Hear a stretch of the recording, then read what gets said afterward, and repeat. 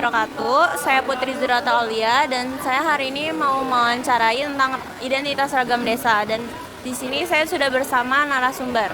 Perkenalkan, nama saya Fabian Raditya sebagai narasumber.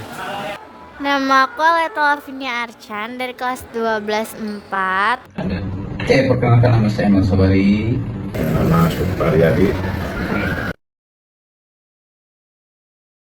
Warga lokal dari Kampung Ganasari, Desa Banjarasri, Kecamatan Kalibawang, Kabupaten Kulon Progo, Yogyakarta. Saya tinggal di Jawa Barat, ya, tepatnya di Desa Tanjung Lesar, Kecamatan Tanjungsari, Kabupaten Bogor. Nama kampungnya Cijeje. Cijeje. Ya. Aku dari daerah Bandung. Asal aku dari Jawa Tengah, Klaten, Cawas. Asal-usulnya dulu ada suatu tokoh masyarakat namanya Ejen. Jadi disebutlah kampung itu Kampung Cijeje. Itu asalnya dari nama orang. Nama leluhur situ. Gitu. Oh, nama leluhur. Termasuk itu buyut saya sih. Kurang begitu tahu. Jadi Bandung itu diambil dari kata bendungan, yang dimana Bandung itu terletak di antara gunung-gunung yang gunung yang paling terkenal yang di situ ada Gunung Tangkuban Perahu. Yang aku tahu asal usul itu berdiri tuh itu tadinya tempat pelarian prajurit mencari ketentraman dan kedamaian. Jadi kondisi sosial budaya di Bandung itu mereka kerap melakukan gotong royong dan sebagainya untuk membantu masyarakat yang ada di sana.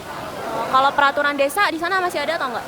Masih peraturan desanya sebenarnya kayak cewek itu nggak boleh deket banget sama cowok untuk kayak menjaga muhrim gitu, yang belum muhrim gitu. Nah, di sana tuh masih ada kondisi adat istiadatnya nggak sih? Ada, tapi yang aku tahu itu mereka masih sering pakai baju adat mereka, yang kalau cewek pakai kebaya dan kalau yang cowok pakai namanya baju pangsi. Kalau sosial budaya, ya menjunjung tinggi tata krama, lembut dan menghormati orang lain, lebih menghindari konflik dan suka mengalah untuk menjaga kedamaian. Budaya sosialnya mungkin masih kental ya, budaya gotong royongnya ya masih kuat di sana, masih kalau ada yang meninggal kita bareng-bareng gitu kan, yang bantuin gitu kan. Terus pengajian ya sering sekali ya, kalau ada yang meninggal dari 1 hari, 2 hari, 3 hari sampai 40 hari masih ada di sana. Terus ada peraturan dari desa tersebut nggak, Pak? Untuk peraturan sih tidak ada sih, kalau untuk peraturan dari desa sampai di sini. Adat istiadat gimana, Pak? Menurut Bapak? Adat istiadatnya mungkin adat apa ya, adat itu ya?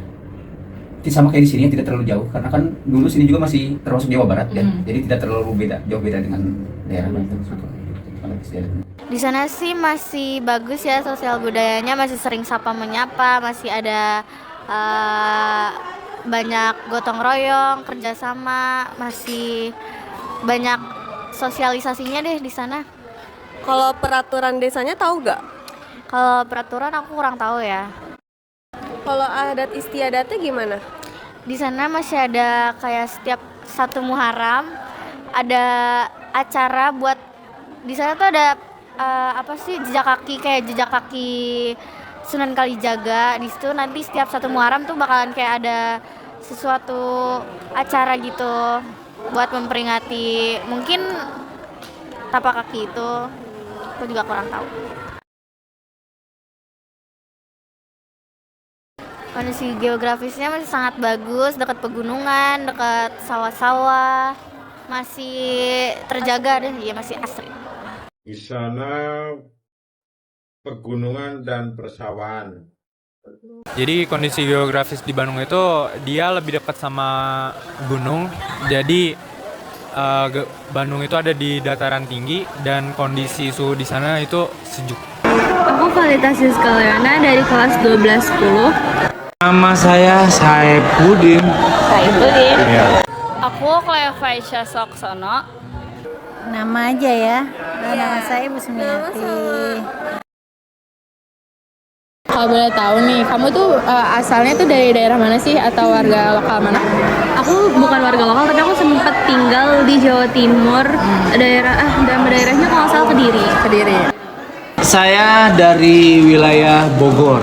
Saya dari Desa Tenjo, Kecamatan Tenjo, Kabupaten Bogor. Dari Madiun itu daerah Winongo. Ya, saya aslinya dari Jawa Tengah. Di tengah, tepatnya di Desa Ngringin, Kelurahan Kebonromo, Kecamatan Ngerampal, Kabupaten Sragen, masih masuk ke Kota Solo. Nggak tahu. Asal usul kenapa disebut Tenjo itu dari cerita rakyat, dari cerita-cerita orang-orang tertua dulu yang sering diceritakan ke anak-anak kecil. Itu seingat saya kenapa bisa disebut Tenjo itu awal mulanya dari zaman penjajahan Belanda. Wilayah Bogor perbatasan itu yang wilayah lain itu karena serangan dari Belanda, sedangkan wilayah Tenjo itu tidak terkena. Nah, muncullah sebutan dengan Tenjo. Tenjo itu tidak terlihat. Ya, makanya disebutnya Tenjo. Wilayah yang tidak terserang oleh Belanda. Kamu tahu nggak asal usul atau sejarah tempat kamu? Jadi tuh kalau Madiun tuh asalnya tuh dari wilayah Kabupaten Purabaya yang didiriin sama Ki Panembahan Ronggo Jumeno di sekitar tahun 1568-an. Kalau Secara jelasnya sih saya nggak paham ya. Cuman pernah ada yang ngomong katanya kenapa sih dinamain Desa Ngringin gitu ya?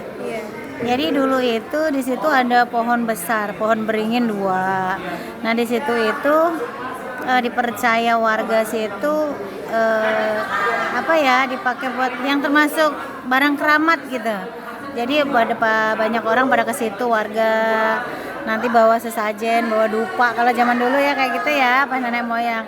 Nah makanya dinamakan Desa Ngringin.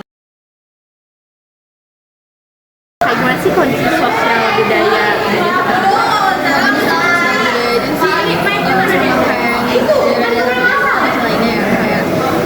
Keluarga masih erat banget, terus gotong royong, terus di sana juga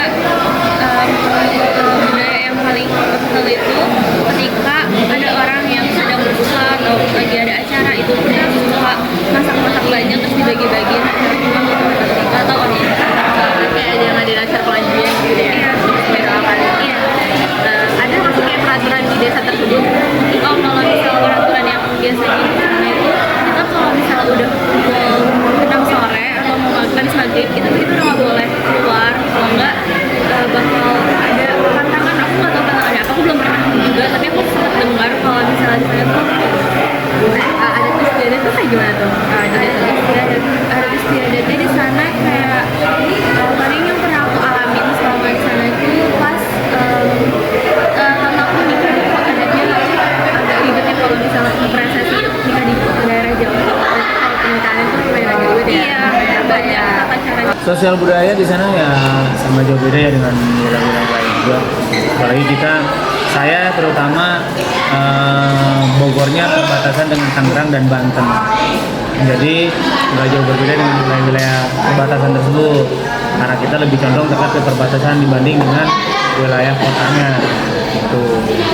Kalau kondisi sosial budaya di sana tuh biasanya orang Madiun kan termasuk Jawa Timur. Jadi kalau misalnya sosial budayanya tuh mereka tuh untuk berkomunikasi mereka tuh masih pakai bahasa Jawa banyak kan. Terus mereka tuh komunikasinya lancar sih. Terus di sana juga masih banyak banget gotong royong. Terus saling rukun gitu-gitu sih.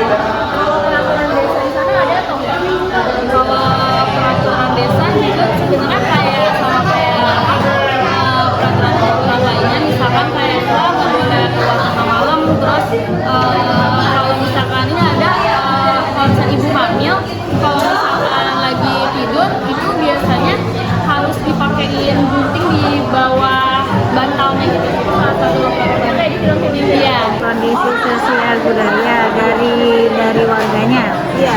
Gitu. Kalau untuk masalah sosialnya sih masih sangat erat ya dengan kekeluargaan, gotong royong. Terus kalau misalkan ada masalah itu masih dengan musyawarah gitu ya. Didatengin kepala desanya atau yang dituakan di situ untuk menyelesaikan masalah. Kalau peraturan desanya gimana, Bu? Peraturannya masih kental dengan adat istiadat ya. Jadi misalkan jadi di situ hukum sosialnya yang masih berjalan. Misalkan masih ngikutin tradisi Jawanya. Ada tipsnya, Yang masih ini ya, tetap sih budayanya masih budaya Jawa kental sih ya.